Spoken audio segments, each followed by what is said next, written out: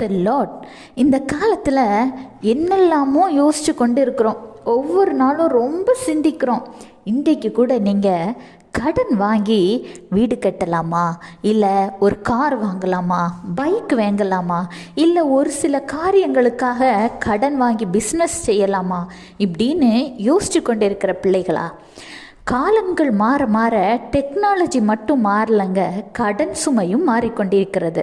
அதாவது ஒரு காலத்தில் 50 ரூபாய் 100 ரூபாய் கடன் வாங்கினது போய் இப்பொழுது லட்சக்கணக்கிலும் கோடிக்கணக்கிலும் கடன் வாங்குகிற காலத்தில் பயணித்து கொண்டிருக்கிறோம். கடன்கிற ஒரு வார்த்தையை கரெக்டாக நீங்கள் பார்த்தீங்கன்னா கடன் சுமை அப்படிங்கிறது தான் அதோட உண்மையான மீனிங். ஒரு கடன் சுமை ஒரு குடும்பத்தின் மீது விழும் பொழுது அது கணவனை மட்டும் பாதிக்கிறது இல்லை, கணவன், மனைவி, குழந்தைகள், இப்படி முழு குடும்பத்தையுமே அந்த கடன் சுமை ரொம்ப சுமைப்படுத்துகிறது. அந்த சின்ன குழந்தைகளின் அன்றைய தேவைகளை நிறைவேற்ற முடியாது, சிறு சிறு ஆசைகளை நிறைவேற்ற முடியாது.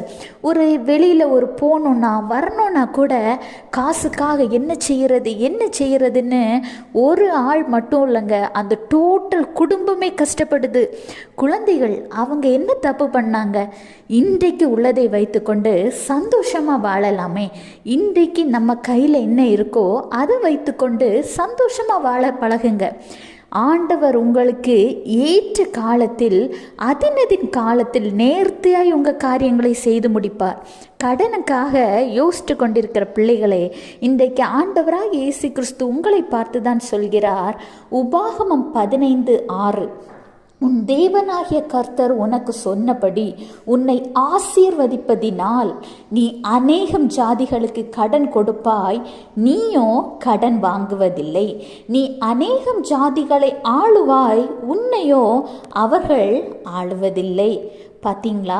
ஆண்டவர் இப்பொழுது கூட நீங்கள் கடன் வாங்கக்கூடாதுன்னு தான் சொல்கிறாரு. நீங்கள் கடன் வாங்காமல் கடன் கொடுக்கிற பிள்ளைகளாக உங்களை ஆசீர்வதிப்பாராம். அதுவும் அநேகம் ஜாதிகளை ஆளுகிற பிள்ளைகளாக ஆசீர்வதிப்பாராம். இப்போ கூட உங்களுக்கு தோணலாம், நான் கடன் வாங்கக்கூடாது, ஆனால் நான் இன்னொருத்தங்களை கடனாளி ஆக்குறேன்ல கடன் கொடுக்கறதுனால. அப்படி கிடையாதுங்க. நீங்கள் கடன் கொடுப்பீங்க, ஆனால் உங்கள் மனதில் இருக்கிற இரக்கத்தின் நிமித்தம், ஆண்டவருடைய வார்த்தையின் நிமித்தம், ஆண்டவர் உங்களுக்கு தந்திருக்கிற ஆசீர்வாதங்களின் நிமித்தம் அந்த கடனை திரும்ப கேட்கிற பிள்ளைகளாக நீங்கள் இருக்க மாட்டீங்க. ஏன்னா உங்களை ஆண்டவர் அந்த அளவுக்கு ஆசீர்வதித்திருப்பார். நீங்கள் செய்கிறபடி தான் உங்களுக்கு ஆசீர்வாதம் வரும்.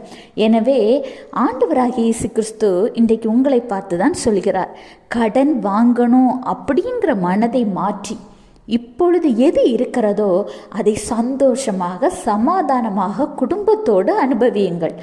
ஏற்ற காலத்தில் ஆண்டவர் அதற்கான வழிவாசல்களை திறக்கும் பொழுது அந்த காரியத்தை அடைந்து மன மகிழ்ச்சியாய் ஆசீர்வாதமாய் வாழ்வீர்கள். கர்த்தர் உங்களையும் உங்கள் குடும்பத்தையும் ஆசீர்வதிப்பார். Have a blessed day. Jesus bless you.